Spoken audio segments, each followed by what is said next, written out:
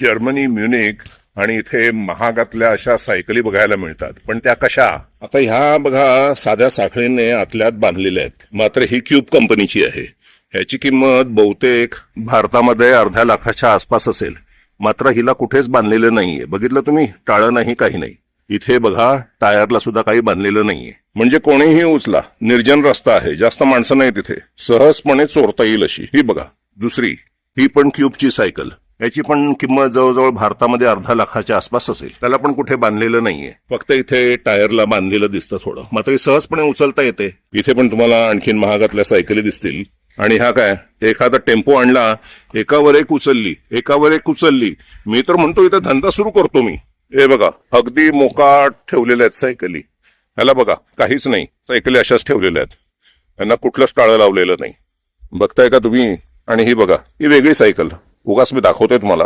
ह्याच्यामध्ये पुढे सामान किंवा लहान मुलाला बसवता येतं. ही बघा, ही पण अशी एक सायकल अशीच उन्हात ठेवलेली आहे, सहज उचलता येईल. ही एक दुसरी क्यूबची सायकल बघितली, त्याला साधं नंबरचं टाळं लावलेलं आहे. बाकी सायकली अशाच सहजपणे कोणीही उचलू शकतो. हो, उचलू शकतो म्हणजे मी काय सुचवत नाहीये तुम्हाला.